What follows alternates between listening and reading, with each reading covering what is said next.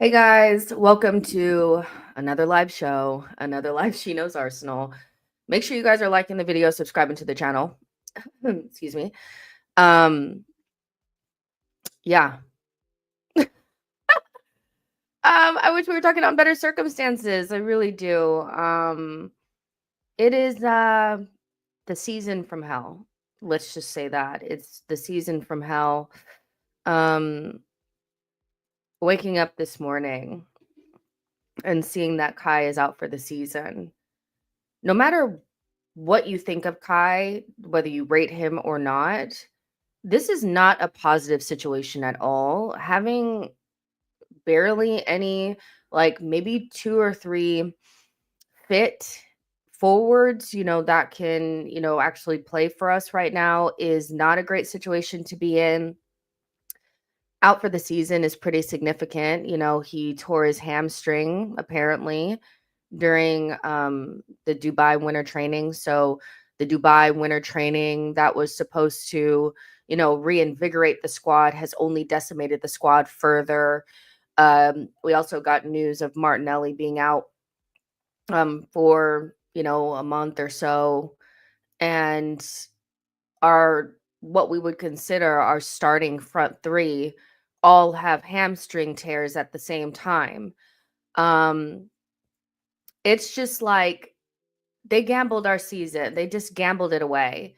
Like if you've ever watched Deal or No Deal, I just feel like Arsenal made a really bad deal.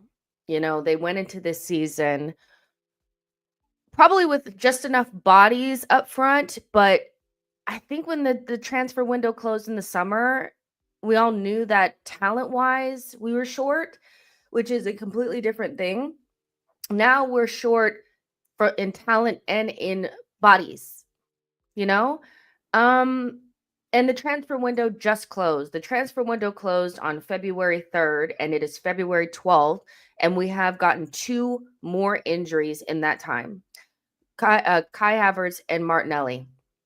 And so now we're staring down the barrel of, the end of the season from February to May with who knows, what we're going to be looking at. You have a 17-year-old, you have a washed Sterling, no offense to him, but you've pretty much been washed, and Trossard. And yeah, it's just you gambled away our season. And by you, I mean the club, whoever you want to address as the club, whether that's the board or Mikel or Edu or whoever, you gambled away the season. And the arrogance and the, just the, the hubris to go into a January transfer window and feel as though you could go through it without improving the squad is the most unserious thing I've seen from this club. And I've seen a lot of unserious shit.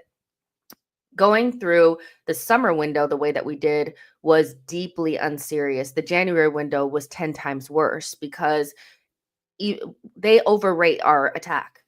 They just do, so whatever. But you didn't even have that attack in January. That attack had been decimated. You had no Saka, and so you knew you were an injury away from crisis. And here you are. I'm seeing videos of Arteta and Jason Ayto walking around in Dubai, giggling and shit. El Neni is there. Almunia is there, just having a good ass fucking time. Meanwhile, Kai Havertz tears his fucking hamstring, and here we are. I am so I'm out. I am out. Just wrap it up. Hang it up, flat screen. It's done. It was already done before the season started. I told you guys when the summer transfer window closed that we had not done enough, nowhere near enough, and we made our bed. Now we need to lie in it. This bed is full of shit, and they need to lie in it. Seriously. It is just so arrogant to have went through that January transfer window and have done nothing.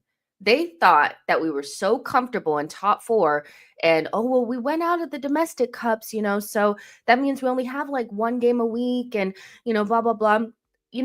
Those two cups, those two games against United and Newcastle, the games that took us out of those domestic cups actually were in the period of time that we could have gotten a player in. So missing out on targets in the summer and then not being on your game in January is a big reason why we're out of those domestic cups. So don't sit there and act like, yeah, well, we're out of the domestic cups, so we only have like one game a week. So no. It's just ridiculous. It really, really is. And so, yeah, they thought that because we had no more domestic cups and we had been through the most difficult part of our schedule that they could go and do nothing. And do you see how karma hits you with a bang? I thought the karma after the summer window was bad. Getting a long-term injury to Odegaard right off rip and Ben White was already like, I don't know about this. I don't know about this. I thought, Jesus ACL, that's bad enough. He had just started getting going and then he got an ACL or he tore his ACL. Then Wanyeri got injured and now these two. Are you not seeing that you have fucked up? How is this? This club just thinks, oh, well, it's just the universe. This is karma. To me, this is karma for all the bad decisions that were made. And they thought because we were safe in top 4 that they could do this. And when you shoot for, if you're shooting for top 4 and that's all you're shooting for, we will fall below that. You know the rule. Shoot for the stars, reach the moon, or whatever the fuck that saying is. You need to reach higher than that. We needed to set up our squad to win the Champions League and the Premier League. And if we missed out on those, we would be safe in top 4. Maybe we would have won a domestic cup if we had shot that high. We shot just enough to maybe make sure that we get into top 4. We may not make that now. And I know people will be like, well, why would that be under threat? We are not playing well right now. We're not playing well right now. There's no guarantee that we won't slip from here. No matter what you think about Kai and Martinelli, they were scoring goals for us. Sterling ain't scoring nothing. He ain't doing shit. He can't even play against Chelsea. He can't even, do you guys, when we get into the Champions League and we pull whoever the fuck we pull, which every game that is looking like a tough game, we play against either the Dutch sides or the Italian sides, doesn't matter. There's going to be a hard game. We're going to be running up in the Champions League with a front line of Sterling, Wanyeri, and Trossard, and that's if none of them get injured. If one of them get injured, we're looking at Tierney left wing. We're looking at Calafiori center forward. We're looking at Marino center forward. Do you know how ridiculous that is for a professional side that's meant to be a top club being in this predicament? And again, I see videos of Arteta and Jason Ayto walking around in Dubai smiling and shit. And I'm not saying that they can't have fun, but I don't want to see that shit. I don't want to see Jason Ayto anywhere. When they were putting out the PR about how the people that matter think that Jason Ayto maneuvered in the January transfer window in a way that was impressive to them, I was like, and that's why you guys are losers. That's why you guys are losers. You think he maneuvered well in the January transfer window? He didn't do fuck all. He brought you Murata or Tell and got neither and sold no one. Didn't improve not a single part of nothing. Did fuck all. Nothing. Why do you guys love him so much? Like, he's like, what is this? This is not my club. I do not recognize my club. Somebody had put out a tweet. I know I'm ranting, but I need to get this out of my system, and then we'll go into comments.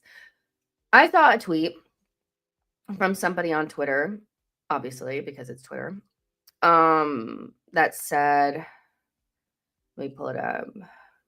It said, this is from Matt Candela, said, David Dean bought Jose Antonio Reyes in January. We were already stacked with attackers.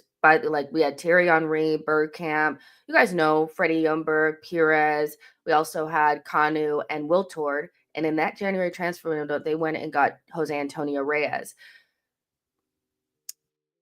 Just to send a statement, just to make sure, we didn't need Jose Antonio Reyes. We just got him because we could. And he finishes off by saying there are too many lawyers making football decisions now at Arsenal. And I've been saying that for months now. Where are the football people? Where are the people that actually are going to make decisions based on winning and not based on keeping the powder dry and making sure that the Cronkies don't have to come out of pocket on anything, making sure they balance the books? This has been a disgrace. It is disastrous. It is embarrassing. It is 2 summers in a row where we didn't do enough. This past one being the worst of the 2. Then on top of that, you exacerbated it in January by sitting on your ass and saying, you know what, that extra $15 million for Ollie Watkins is not worth it because we want to go get Sesko in the summer. Fuck you. Like, I'm done. I'm done. It's also, this is not fair on the players. And forget me for a second. Forget the fans for a second. The players have been ran into the absolute ground. They are not being being treated human, they're being treated like robots. You know, Kai Havertz was within an inch of his life. There's no surprise that he tore his hamstring. There were clips going around of him barely being able to walk. And of course, because people are like very much so blinded by their hate for Kai Havertz, they ignore it. But I can separate my, I didn't love the signing and I still don't know. I think it was a huge mistake. But running a player into the ground like that is ridiculous. When Jesus was actually playing well, and we had that 5-game period where he was playing well, instead of just sitting Kai Havertz on the bench, Arteta decided to play Kai in midfield, and he didn't have to do that because Marino was fit. This is what I'm saying. You are dumb. You're making bad decisions. Kai could have sat out at least 5 games where Jesus was actually playing decent, but Arteta just could not go a game without Kai playing. So he plays him in midfield instead of just letting him rest. What are you doing?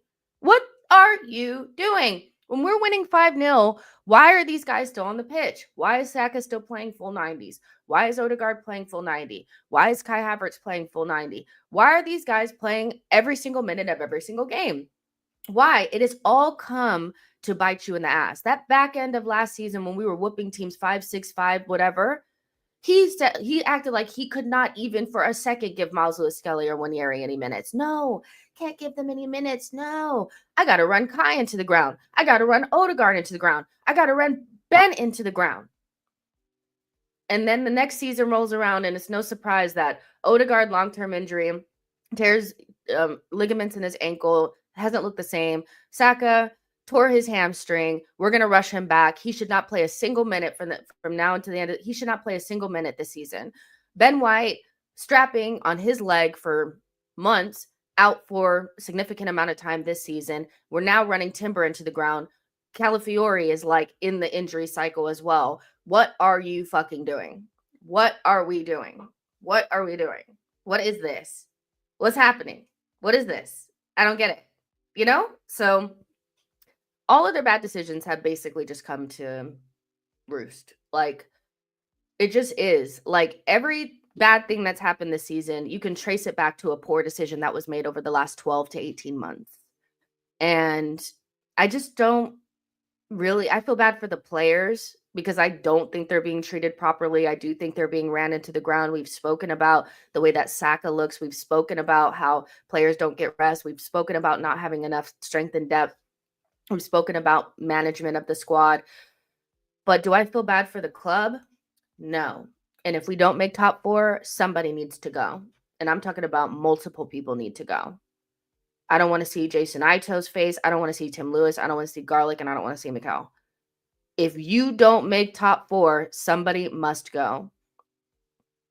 Multiple people, because this is this is a very avoidable issue. You had at least 40 million to spend in this January transfer window. You could have gotten a loan done. Arteta's talking about he doesn't want a body. He doesn't want a body. They're acting like they can't identify somebody outside of Morata and Tell, which is just outrageous. The differences between those 2 players.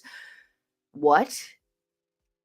So I'm sick. I'm just this club is just very unserious.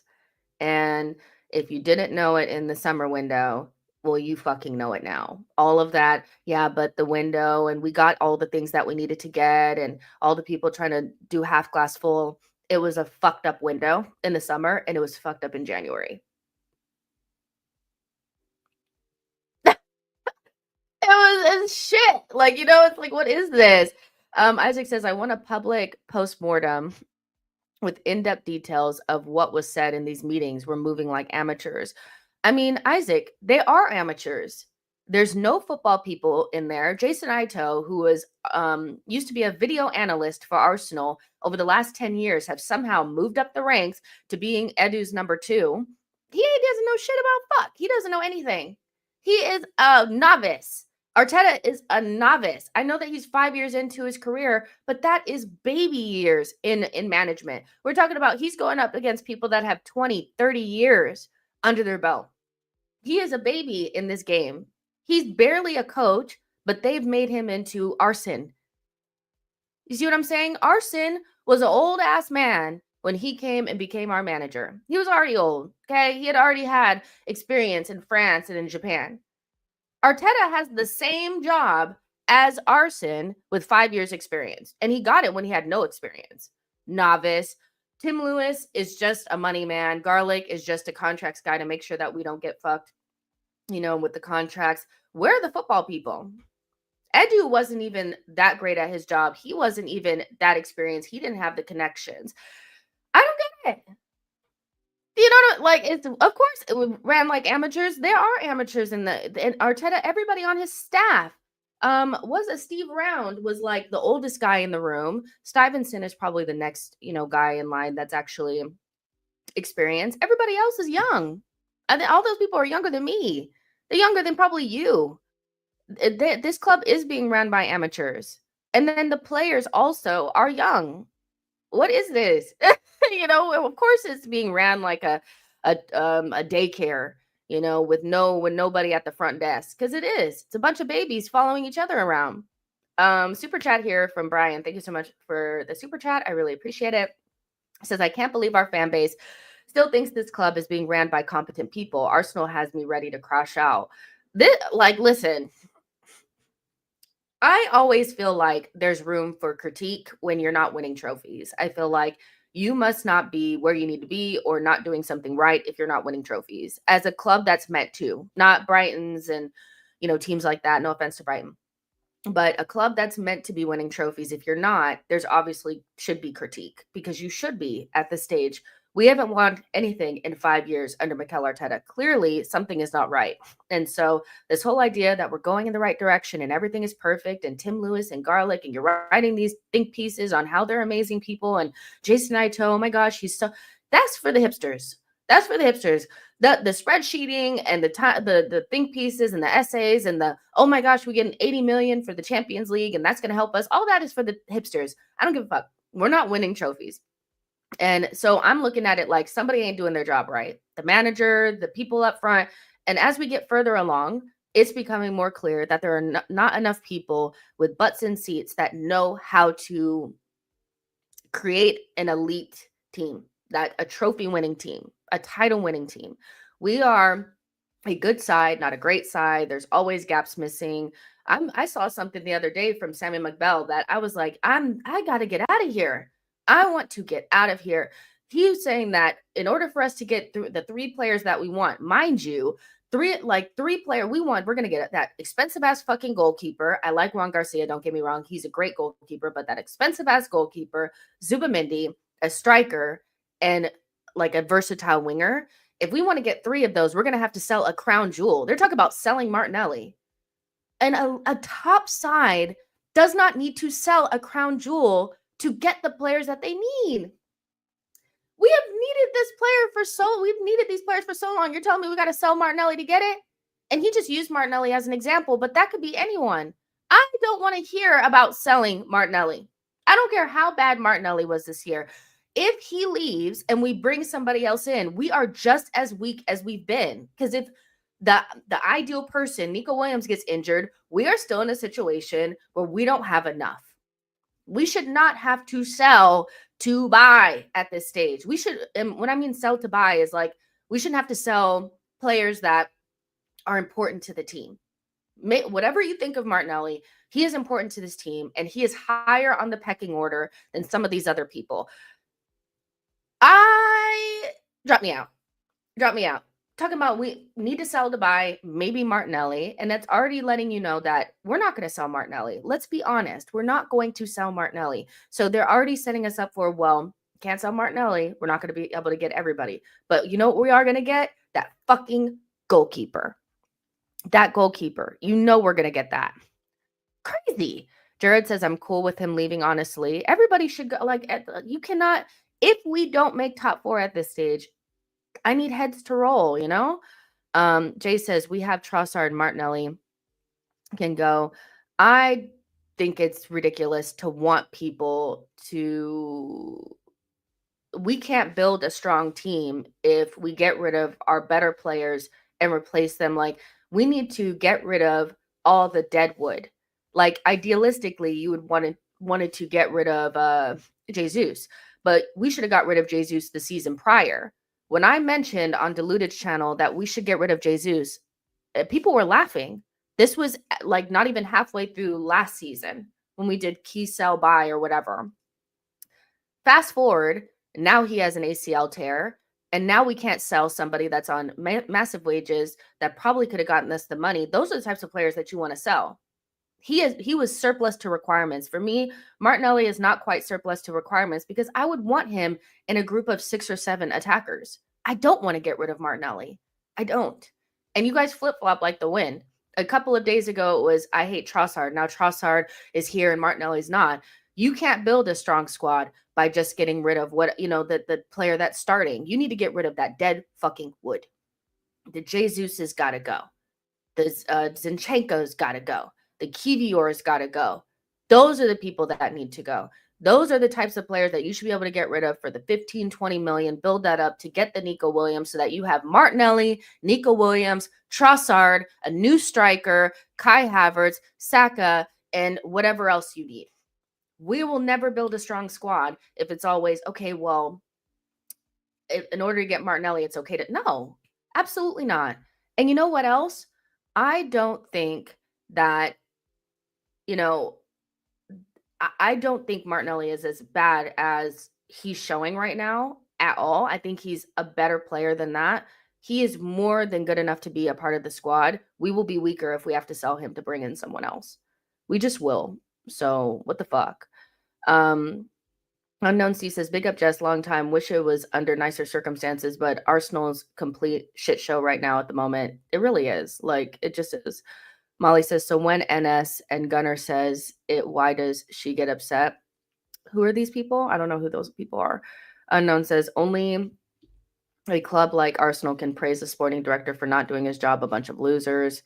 Hillary says, don't worry, Jess, relationships are still intact. What fucking relationships? Oh my gosh. It's crazy. Lioneye says, oh, Saliba will go. The Wokes are shivering. The Wokes are shivering now. We will talk about this in a second. Also, the Tomiyasu stuff as well, which I want to get into. The Tomiyasu stuff is crazy to me because if he needed the like I get that they don't. He had a surgery not too long ago, so they weren't sure. But he's going to be out for so long now. And I just feel like we've had 2 players, 2 fullbacks in particular, that have had the option to do the surgery and we've waited. And now it's like the season is gone. Why don't we make them do the surgery right away? If there's an option to do it, why don't they just, it's crazy to me. I just don't get it. Now Tomiyasu is going to be out for who knows how long. And I get that people want him gone. I get it. People want him gone because he's injury prone, whatever. But if there was the option to do the surgery and we knew that, we should have done it. Just like with Ben White, we should have done it. Like, it's just nonsense. He's going to be out for a long period of time. Ben is just now coming back.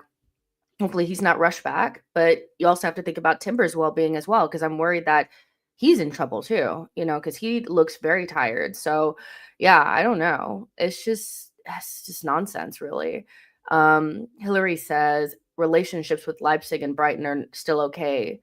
We didn't want to upset them in January. I don't know what kind of relationships we have.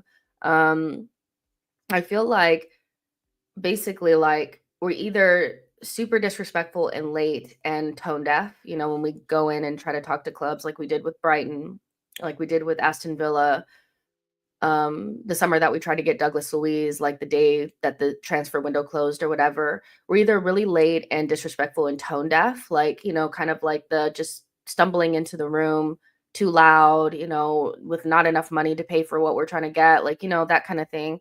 Or we're too meek, we're not aggressive. We go in there and tell Sesko that he won't have minutes over Kai Havertz instead of telling him you want to come now because we're going to win something this season and you're going to be a part of it. You may not start every single game, but if you think you're good enough, then you should want to come. We're either too soft or we're sloppy, and there's no in between. We don't need 2 years always to build up to be buying a player. We don't need that. And I know you don't need that because you went in with Kai Havertz, like you went in like a bull with a china shop, desperate to give Chelsea 65 million for Kai. That whole we need 2 years to look at a signing and make sure it's right is all bullshit.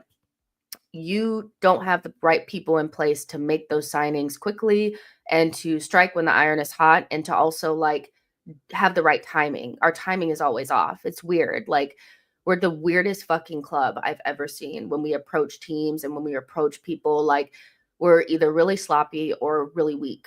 It's just crazy. Jay says this manager has been running players to the ground. Look, you can see Saliba is tired. This manager has been doing this. He did it with White, Saka, and Jesus. And I mean, with White and Saka in particular, they played like almost every minute of every game for the last, Ben White, three seasons and Saka 4 seasons, I think. There's no surprise that they're broken down now. And Kai never gets a rest at Arsenal. And again, when Arteta had an opportunity to rest him, he played him in midfield because he's so desperate to make Kai work. His ego is too big. Samuel says the injury crisis might not stop here. I think Rice being overplayed and Partey being injury prone, it won't stop here. That's for sure. Imran says reputation and brand damage caused by the Cronkies. Nuances says we still don't have a DOF. If that doesn't sum up the club, I don't know what does. And like I said, the Jason Ayto PR is coming. It's already there. It's in full swing. The people that matter were happy about what he did in the January transfer window. They're already prepping us for bringing him in. And I'm just like, if he becomes our DOF, just shut up the doors. Like just shut up the doors. Like he's not anywhere near as good as, what we're trying to pretend like he is. Internal hires, not bringing in the best in class, things like that. I know people didn't want Dan Ashworth, but at this point, like to me, it's very similar to not wanting Ollie Watkins. We are not too good for Dan Ashworth. He has built Brighton and he did a really good job with Newcastle, a team that we would love to have some of their players, wouldn't we? They've built their team, like not overspending or, whatever. They've been able to identify really great talent at Brighton. We're not too good for Dan Ashworth. Dan Ashworth walks into this club and would make us infinitely better just by being at least good level DOF. I really do equate that with Ollie Watkins. It's probably not the perfect choice. It's not the hipster choice. It's not the cute choice. It's not the, the exotic person that you want. But if Jason Ayto is the other option, I'm taking Dan Ashworth every day of the week. He has built multiple teams, good teams in this league. So like, hello. But of course they won't hire him because he's going to be too strong. He went up against Ineos as well at Manchester United in the short time that he was there because he wanted Southgate or something like that. And I know people are like, well, if he comes to Arsenal, he would want Southgate. I'm sorry, but you don't have to. He didn't actually get Southgate. He was overruled. His ability to build teams is so much more clear than anything I can see with Ayto. Ayto is like very much so squinting to see potential in something that I can't really see, and I'm tired of squinting on potential. Just get somebody that actually knows what the fuck they're doing. Isaac says they said Watkins was 29 and couldn't join. Absolute joke. It's crazy. Imran says we've had 19 years of the Emirates under Kroenke, majority outright ownership. It's been a shit show. Definitely these last 2 seasons have been a shit show for me. Levon says we're not a serious club. They'll keep Arteta for 10 years and hope we win the title once. When they don't, they will start the trust the process all over again.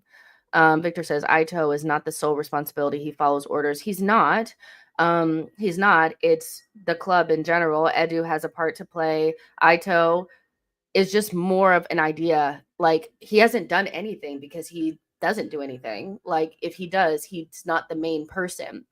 But the reason why he becomes an issue is because he is a novice. He's not a strong personality, and he is going to follow the Kroenkes and Arteta. So I'm not like blaming Ayto. I'm just saying like him as an idea is not the right way to go about shit. Like, it's just not. When Jonathan says Arteta doesn't want a strong DOF, he doesn't. He doesn't want a strong one. He wants somebody that's going to do what he wants. And I was talking to a friend about this the other day. I was like, it just kind of feels like, maybe Edu's second options that he brought because remember, there's nuance in every single conversation. And some people, they can't clock it, but it's not always just black and white. Arteta hasn't always gotten his number one targets.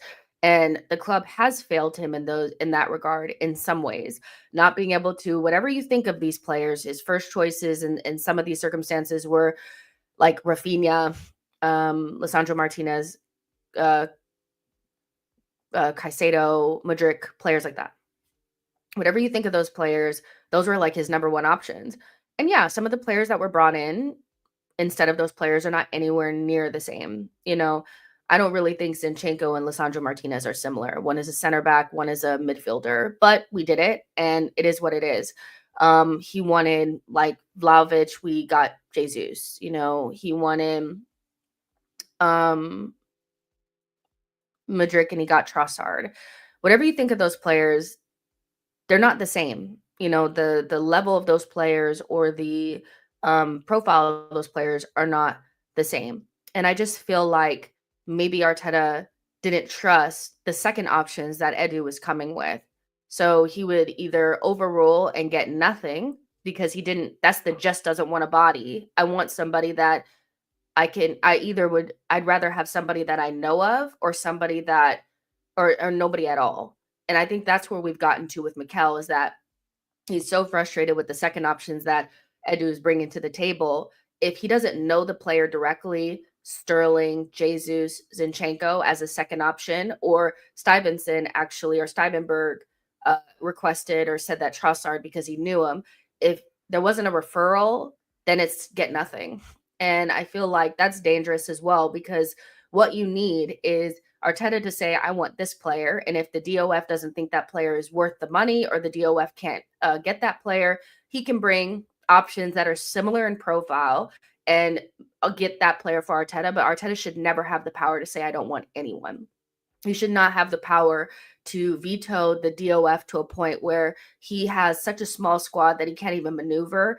He is setting himself up for failure. But I can also understand from his perspective, when Edu brings these other options that are not of the standards that are required, and Arteta doesn't want those, it becomes problematic. And so then he goes for somebody that's a safer option that he knows of. Like, instead of getting Vlahovic, you can't get Vlahovic or Isak or whatever. So you get Jesus, because you know him. At least he's the devil you know. Zinchenko is the devil you know. Trossard is the devil you know. They're not what we needed. Because you think about our team, it would be different if you had Isak in the team over Jesus. It would be different if you had Rafinha and not Trossard, or Mudryk and you didn't have Trossard. Like, you'd have more speed or more trickery or whatever. The profiles are not similar in any way, shape, or form, but Arteta should never have the ability to say, I don't want anything. He should never be able to go through multiple windows and not go get a player for that position ever. But the DOF should be able to bring in good options that satisfy the parameters that Arteta is looking for. Because I do think it's strange to go from Nico Williams to Sterling. They're not similar in age, profile, anything. I think it is strange to go from Mudryk to Trossard. Not the same age, not the same profile, not anything. It is strange to go from Isak, Osimhen, Vlahovic to Jesus. Not similar, not anything. So yeah, this team has been built in Arteta's image 110%, and he has way too much power. But the DOF is a problem, because if you're bringing, instead of being able to get whatever, you're bringing some, washed Willian type person yeah, I can see Arteta being like, I don't want that person, but it should never come to that, if that makes sense, you know? Does that make sense? You know? Um, so yeah. Um Kwame says Jess Arteta has a fear for strikers. Terrence says should never have signed Havertz. No, we shouldn't. Imran says we need football people at board level. Absolutely. Samuel says we are about to become the most disgusting defensive team. 0-0-1-0. Brace yourselves. Imran says the Cronkies simply not prioritizing football appointments. I agree with that 110%. Anujit says, get these owners out. No front line for teams, second in Premier League, third in CL. What an embarrassment. I fear Timber Rice, Saliba, maybe next in line players are stretched to limits. And somebody else will get injured, that's for sure. Bulgarian says the board have let down this season, have let down everyone down this season. Blade says Cronky invested money to bring in superstars to Rams and then won it. Super Bowl at the same year. Why can't we do the same at Arsenal? I don't know what happened in the summer of 2022, 2023, or whatever it was, but that was the summer where everything went tits up because they prioritized the goalkeeper. I love Raya, but we prioritized the goalkeeper. We got Timber. He got the ACL. That's unlucky. But the two signings that were really meant to change everything were Declan Rice, which he did as much as he could, and then you had Kai. And that was the summer where it kind of went left because I don't think those 4 signings did enough to boost us in the way that we needed at the end of that season. Remember, we said we needed at least one attacker, 100%. That was like, and Declan was, a superstar signing. And I think most people were on board with that. Timber came out of nowhere, but I think we all knew we'd get a defender. I think we were all surprised by the goalkeeper. But we could have gotten like Xavi Simmons. He wasn't always like my number one choice, but we could have got Xavi Simmons. We could have gotten Kudus in that window. We could have gotten a bunch of players in that window. And also the project was much more attractive proposition back then. We had just finished second, but everybody was still going with the young team, one of the most attractive prospects, whatever. It was a really good time to push then to get the striker that you needed, probably another attacker. You could have still gotten Declan Rice and the defender. You could have probably pushed the goalkeeper to another year too. You could have probably pushed, we probably could have pushed that goalkeeper signing another season, to be honest. And we just didn't do it. It all went left, in that window. I don't know. I think it was more that window was meant to be the one that pushed us. We spent over 200 million, but Arteta was hell-bent on bringing in no attackers. He was very adamant on bringing in Kai Havertz, and that 65 million, even though it probably wouldn't have been enough to get you the top level person, it could have got you Kudus in that window. It could have got you X factor that you needed in this in the Champions League that we desperately needed against the Bayerns and Porto and whatever. So, yeah, I would say that, yeah, the Cronkies did those big things for the Rams, but it's not like there wasn't 200 million available in that window after the first time that we challenged. It's now the problem that they've decided that they want to go self-sustaining, and now we're further away than we were back then. So there's more work to do, but there's less money available. So we basically just missed the window where the Cronkies were making funds available.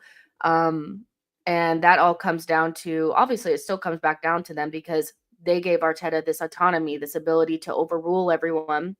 And it's a shit show.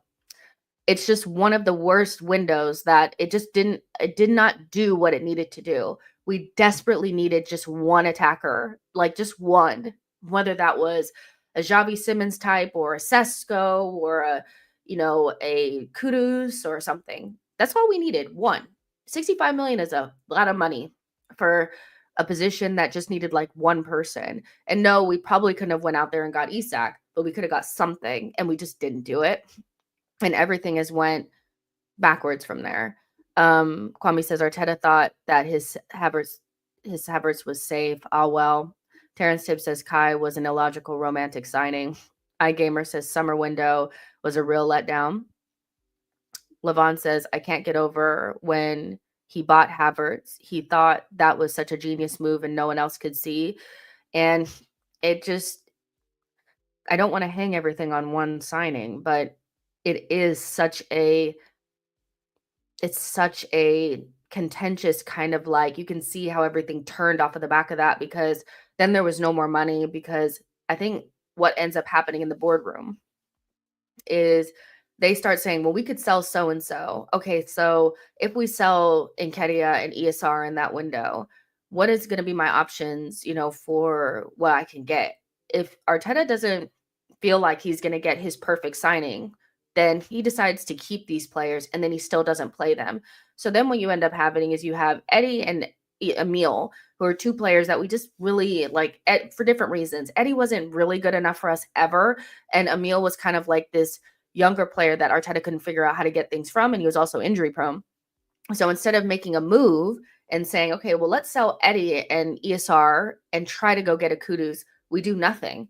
And that indecision, I feel like, is why this is so infuriating because them trying to pretend like they couldn't get Kudus in that window, they could have because they didn't have to buy Havertz. And then they also could have sold Eddie and ESR and they didn't. And they didn't really play either one of them, towards the back end of the season. So that indecision and Arteta's kind of like reluctance to move things along because he doesn't want to just get a body or he's afraid of what Edu might bring him is why we need a top DOF to just say, well, we're going to get this and you're going to deal with it, but we can't go backwards from here.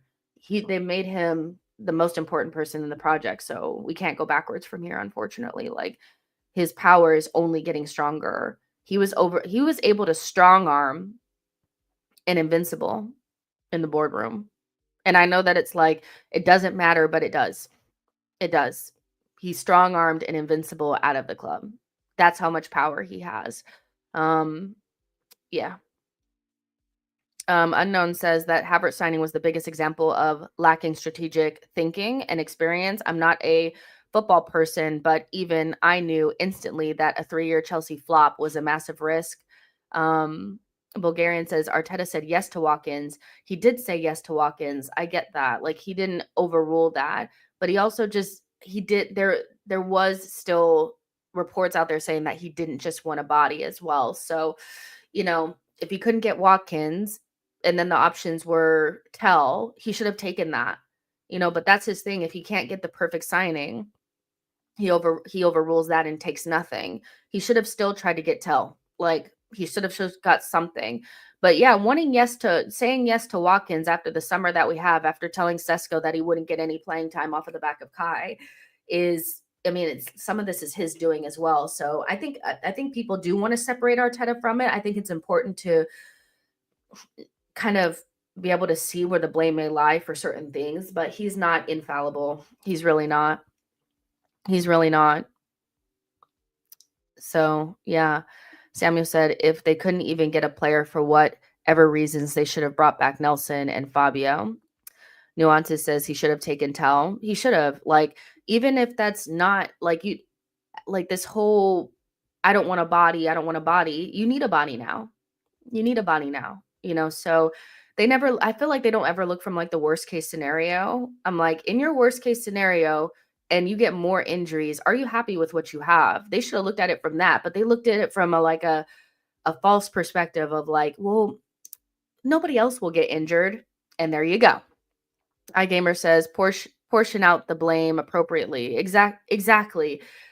There's nobody that's like free and clear, and I think depending on like where you sit, if you just don't like Arteta, you want him to be the only person that's to blame. But I just don't think, I think there's a multitude of problems, there's like layers. There's always layers, nuance in a gray area. And I think where Edu's biggest issue is that he was never able to present second and third options that Arteta liked, and I wouldn't be surprised if Arteta was burned by the Willian situation as well, so maybe he doesn't trust Edu and his ability to bring in decent options, things like that. So Arteta's thing was, well, if I can't get who I want because I don't trust your second and third option, I'm going to get either nothing or we can try to get a player that I know of. That's just dangerous. All of that is dangerous. Everybody is culpable.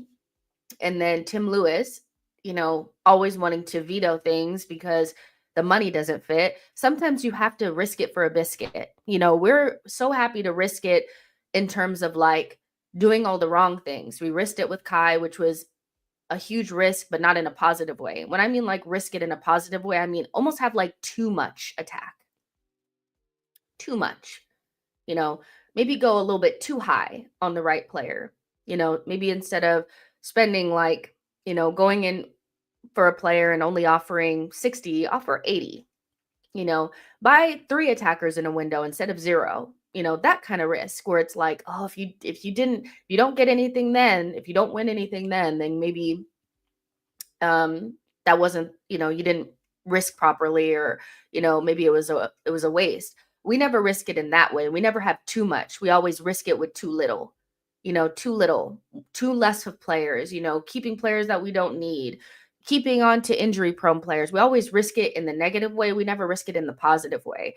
I saw a lot of Arsenal fans, side note, saying, um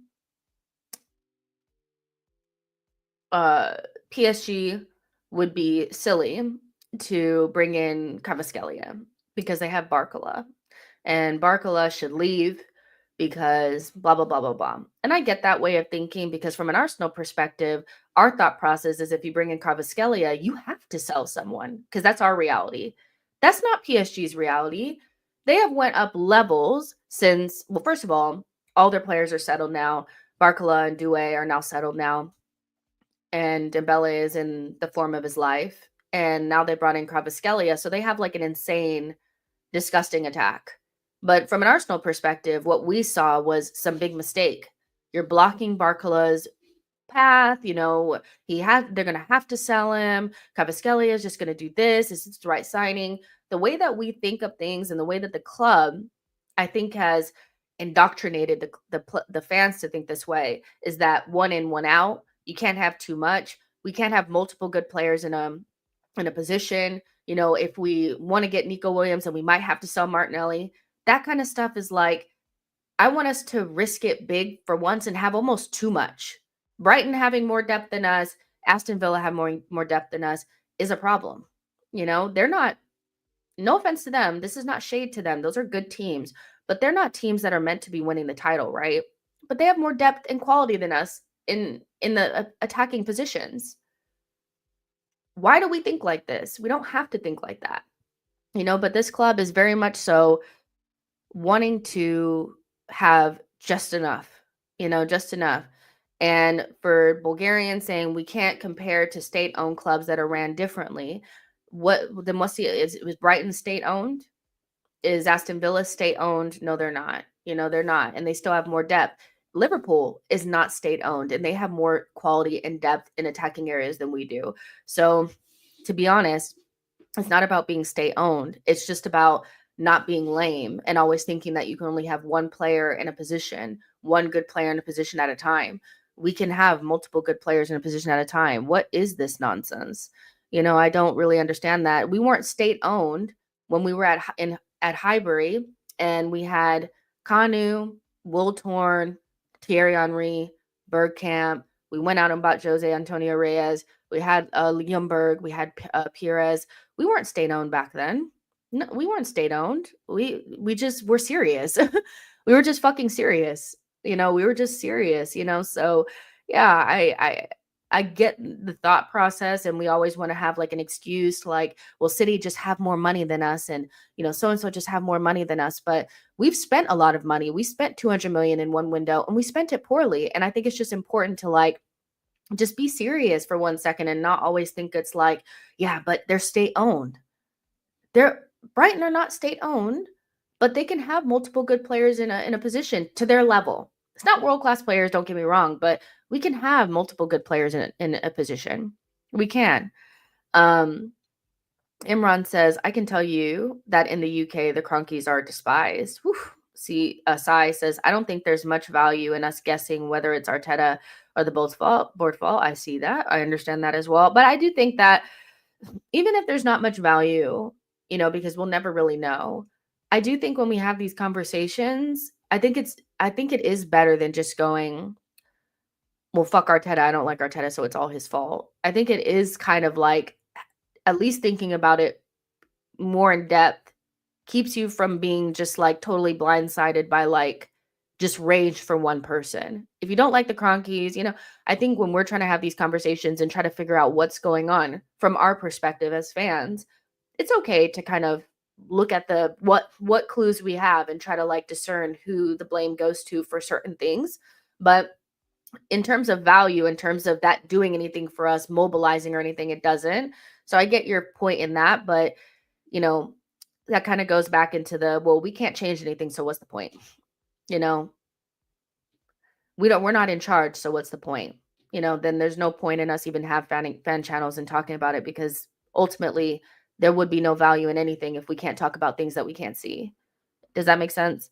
Saida says Arteta is all talk but no action. He's mentioned that he wants competition in every single position, yet bought Marino for squad depth when he needed a starter. This is why our squad lacks quality. I mean, we bought a lot of backup type players in the last couple of windows, and that hasn't helped us. The best window that we had was when we bought 2 players that started in our 11, regardless of what you think their level is now. We bought in an attacker and a left back that started, and then we also, technically, you can say we also bought a center back because Saliba came back in, and then you can also technically say that we got a right back because then Ben went over there. But just that shakeup in the starting 11, helped us a lot, So I do think that like just sometimes you just need a shakeup and you need it to happen to your starting 11. And sometimes you just need to buy players that move your starters to the bench rather than just trying to replace squad players for squad players, And I like Trossard. I love Trossard down. Jorginho, he's a great player to have around. Marino, he's a decent player. These are all just players that fill the background. We haven't really improved the 11, especially going forward, in multiple windows now. So, yeah. Cafunso says Arteta has to win the Premier League or Champions League to have power to demand top players. Sai says sitting on the fence is okay if we don't have the facts, but you're right. Yeah, no, I hear I hear what you're saying. Like we don't know, so there's never going to be any conclusion. But I prefer to have conversations that have a little bit more, nuance to them and a little bit more depth than just like, well, we don't know, so let's not even talk about it because we don't know shit really. We really don't know anything. Cabello says Arteta can handle players with certain personalities, who have a certain ego to them. A player who can say F the system, pass me the ball, and I will make something happen. Aubameyang, Sanchez, Ozil. I mean, he can't beat the allegations really until he does buy a player like that. And so I don't know if I feel as convinced by it. I see the logic and I understand where people are coming from. But I'm not as like, my temperature on that is a little bit more lukewarm. I'm like, okay, but I get what you're saying. And I think that he won't beat the allegations until he buys a player that, and good attackers tend to have that gene. The Alexis's, the Aubameyangs, the good attackers in the league that we play in don't necessarily, are not really like just system merchant kind of that just kind of like pass in the patterns.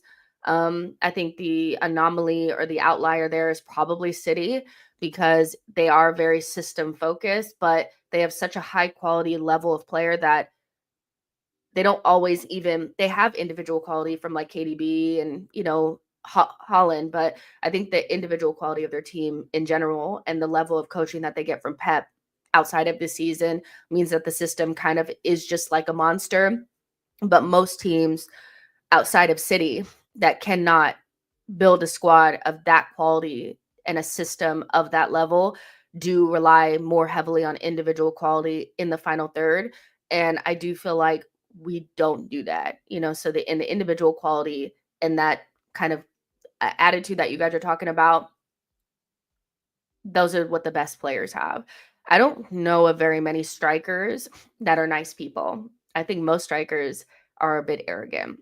The good ones, Luis Suarez, hate him or love him, mostly hate him. Let's be real. That guy was a serious striker, but he was kind of a nut job, wasn't he? Thierry, I don't think Thierry is very nice. I love Thierry, but I don't he doesn't seem like a nice guy. He seems like a guy that will, he will cut you down to make sure that he's on top, you know? Um, Holland, he's not a very nice guy, is he? He's kind of a dick, so I don't think what striker do we know of that's just like a cuddly teddy bear? I don't think we know of one, so if he wants to bring in a striker that has that mentality, then, you know, a top striker that will have a little bit of that. And I'm just, we have to see it if he gets it, if he gets that type of person. Duddy Biggs, thank you so much for your super chat, says they will write studies on how one bad signing can derail a project. That Havertz signing will cost over 200 million to fix, still need an 8 and a striker.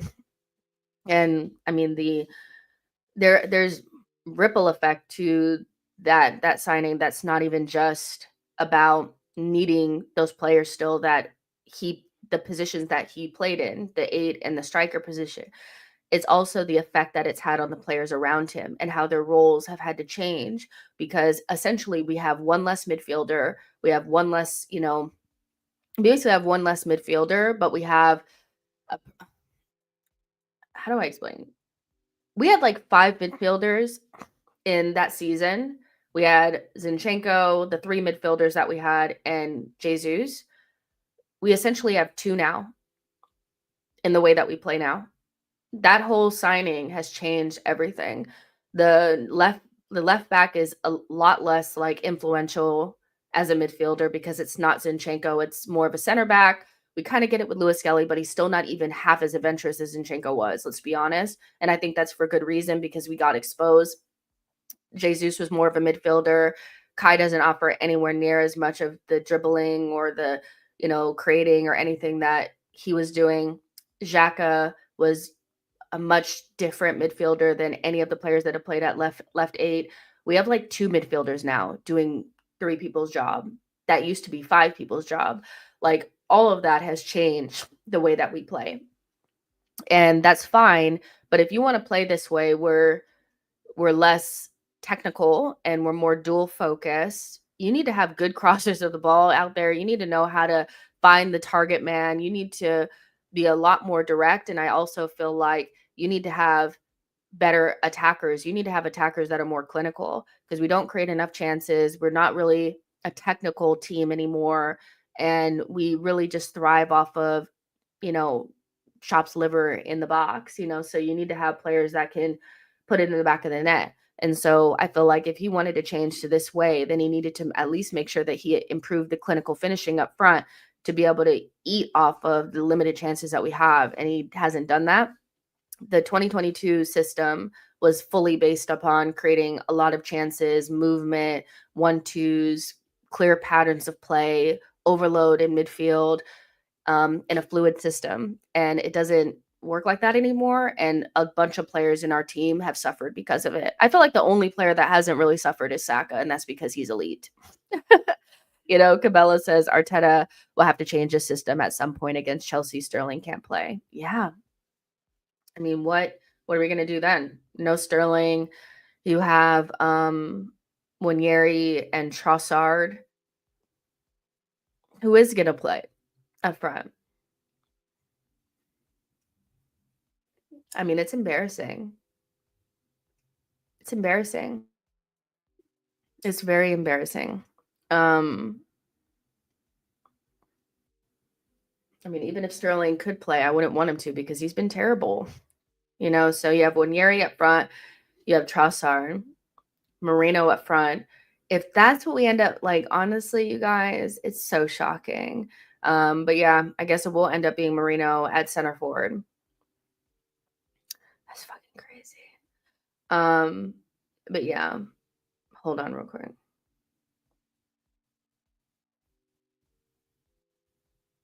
But yeah, it's insane.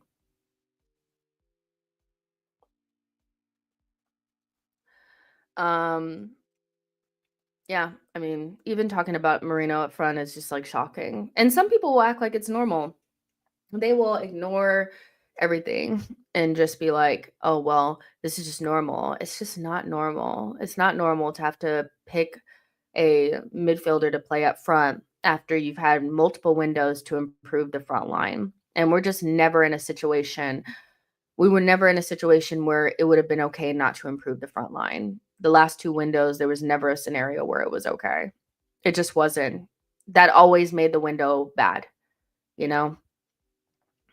You know what I mean? But in terms of Saliba, because I had him on the on the thumbnail, obviously anytime we're not playing well, the Saliba rumors come up, and so I never really freak out at them because one, I've already accepted he'll leave. It's just when, and I think the way that this season has panned out, I would not be surprised if he was more interested in leaving sooner rather than later because the players even, I mean, Declan Rice basically said that he would imagine that the club would do something and they didn't. The players are not just going to look at this season and not have some of the same questions that we do. They're actually living it. Imagine living it. We just have to watch it. Imagine having to live this season as a player, to have experienced the red cards, the shocking decisions, the injuries galore, the poor performances, and then going into Dubai camp, which was meant to reinvigorate, and you've got 2 more injuries right in the same positions. The players will have the same questions that we have. And although I'm not really like everybody will leave, all it takes is 1 or 2 top players to leave and it all goes to shit. That's all because we've lived this before. We know what it's like to lose the 1, 2 players in the project that really do mean something to it, like Cesc and RVP. We know what it's like. So for those of you guys who lived through that, you will know that all it will take is Saliba to go earlier than what's expected, and it'll all come crashing down. Now, I said this before and I stand by it. I already know Saliba's leaving. It's just when. But when it happens, if we don't get a world record, I'll spit up nails because he is not the type of player that you accept anything less than 100 million for. The amount that the Gvardiol's have went for and the team that's going to buy him, they need to pay. They need to spend at least 100 million on Saliba for us to part with him. The problem becomes after that, though, is I don't think this group of people, the combination of Ayto and Lewis and Arteta, can identify a talent that won't take us backwards. Because a lot of the players in this project that are pivotal to it, they did not bring in. They did not bring in. Saliba was already here. And Saka was somebody that they already had. Martinelli is somebody that they already had. They have not brought in a single talent to at the same level as Saliba and Saka. They haven't. There are 2 best players, and there's like a gap between them and the next couple. And they inherited them. So how are Arsenal going to identify that talent? And then also, how are they going to spend that money? How is it not just going to go in the bank and just sit there to repay the loans, that the Cronkies took out, that they expect the club to pay them back for getting Declan Rice? That's where the problem is. We should be able to sell one of our better players, take the 100 million that we should be getting. I don't trust you guys to get it because you guys are pussy, but the 100 million, and then reinvest that and make us better. But I don't think we will get better. I think we'll get worse. And so Saliba will go. It's just a matter of when. I don't think we will entertain it this summer unless the Cronkies are really hell-bent on not giving any money, which is a real possibility. Already saying that we'll have to sell a crown jewel worries me about this summer, because if you have to sell Saliba in this summer window just to get the money to do anything, then you have the backup goalkeeper. Zubamendi's already spoken for. Then you have to get the center back, and you still need to get attackers, and we won't get them. So it's the dark is starting to close down on us. It's starting to close down. You should be able to do the Saliba sale, hopefully not this summer, but at some stage, and be stable, but it will destabilize us, not because, you know, n- not just because he's a fabulous player, but because we won't be able to bring in a talent. We won't be able to identify it or bring it in. We won't be able to go to a team and take that talent from them. We just won't. We don't have it. We won't be able to identify it. Arteta will go out there and get Mark Gahey to replace Saliba. You can't do that, so it's, it happens every time we're not doing well, but it's going to happen. Anybody that's deluding themselves into thinking that Saliba doesn't end up at Real Madrid in the next 2 to 3 years is deluded. He is going to end up there. It is written in the stars. It's done. It's just we don't want to lose him tomorrow. We don't want to lose him this summer. So Arsenal, you know, need to, at the very least, make sure that they finish in the top 4, which is now under huge questions, because I don't know how we're already not performing well in the Prem. We're not consistent enough. And our biggest saving grace is that everybody below us is incredibly inconsistent. That's the biggest thing keeping us out of a top 4 race. It's not that we're performing so well, it's that everybody else is also inconsistent.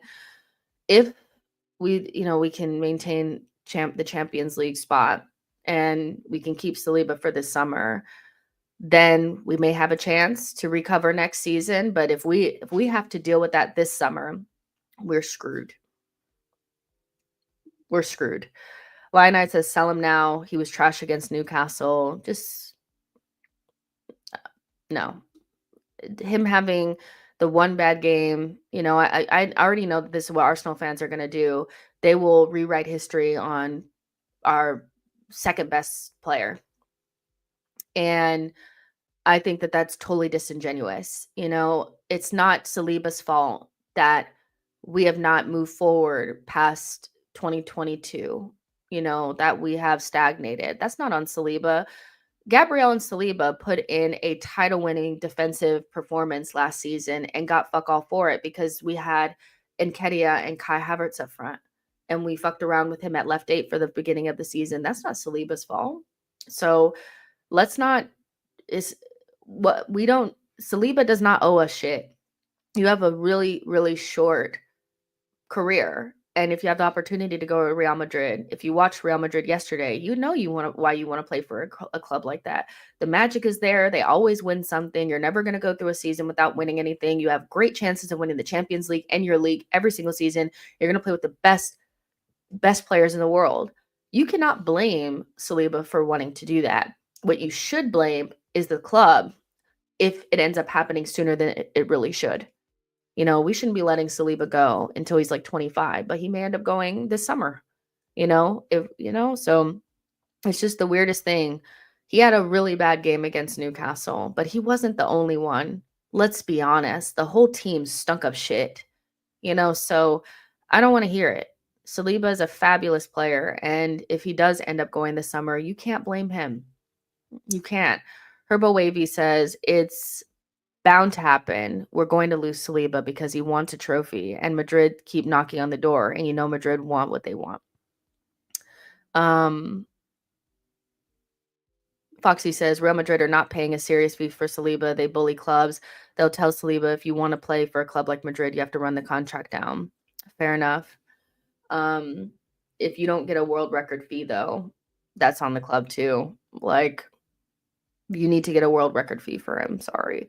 Chris says Saliba has 2 years left on his contract. Real Madrid are patient. If we don't sign a new contract, and I doubt he will, we'll lose him the summer of 26 for 60, 70 million. Real won't overpay. It's crazy. Well, if we get bullied, we get bullied. Blaze says, no, I'm sorry. We can't break Gabriel and Saliba partnership. We deserve to see them winning trophies at Arsenal. I mean, the club just needs to pull the finger out. They just needed to buy a couple of attackers in this summer window, and they just failed to do it. It's just very unserious, and they act like they have so much time, and that's why they're not football people. If you've watched football your whole life, you understand that you have a period to capitalize on. Football is cyclical. There's, only certain teams can stay on top for 10, 15 years. There are always teams that are like good for 5, 6 years and then fall for like 2 years. And then you have to kind of start over and redo it again. And we're kind of that type of club, so when you have the moment, you have to strike and you have to win as much as you can in that period to make it not a waste. And we've wasted it. It's been 3 seasons. We probably only have one more season to win stuff, and we haven't won anything yet. So them acting like we have so much time and they can be so patient, and the project and the period and the phase, you can't have that when you just cannot, you can't do it. You just can't do it. It's ridiculous. So Line I, oh yeah, you guys are talking to each other. Boy says Magalhaes going Barca while Saliba goes Madrid. That would kill me. Unknown says Gabriel will indeed be next after Saliba. And I just wouldn't blame them. I just wouldn't blame them as much as, we'll cuss certain players and stuff like that. I really think that it's more due to the fact that they weren't supported with the types of players that finish off the team that was so good in 2022, 2023, or 2022, no, 2021, 2022, whichever one it was. Those 2 seasons, that core group of that team just needed a couple of additional players at the top end to really make the difference in those games where we do draw blanks in really difficult moments. That's all that's missing from this team. It's not, we don't need another left back. We don't need another DM. We don't need any of that shit. We just need a new winger and a striker. We just need somebody that, it's not even about the amount, just somebody that goes to the Etihad and gives us the hope that we can score when we're there. Somebody that when we go to the Allianz Arena has the ability to make something shake there. Somebody that doesn't make Porto look like the hardest game in the world. Those are the types of players that you need. It's not even about the amount of goals that they score. It's about when they score. And we don't have enough players that score in the right moments. And the players that we have now, they're jaded. They are tired. They've been, basically they've had 3 and will end up now being 4 poor seasons where they missed out on all their targets. Missed out on top 4 and missed out on the title 3 times. They are jaded, they are tired, and sometimes you just need to re-energize with top players and show that you're serious. And so to me, it's less the players, it's more, these are the same players that were like part of the best team, in that first season that we challenged. I don't think these players are horrendous. I just think that they're playing at a lower level because the club is operating at a lower level now, and everything starts from the top down. And so they need to supply these players with the right types of personalities, and they need to pull the finger out. They need to pull the fucking finger out. So yeah, but guys, listen, probably have to have another therapy session because this was only like an hour, 15 minutes, and I know most of the time we do a lot longer when we have these moments. But let's reconvene tomorrow with Diluted, because me and Diluted are going to do our back-to-back shows tomorrow. So time pending, but Diluted and I will probably talk about a lot of this stuff again. And so if you didn't get a chance to I didn't put up your comment, or you want to talk about something specific, I know people are asking about free transfers and stuff like that, we'll look at that then. But yeah, it's crazy. It's just crazy. And so hopefully this didn't ruin your day fully. But yeah, make sure you guys like this video and subscribe on your way out, and look, towards the show tomorrow. And we move, top 4. That's all we got left. Bye, guys.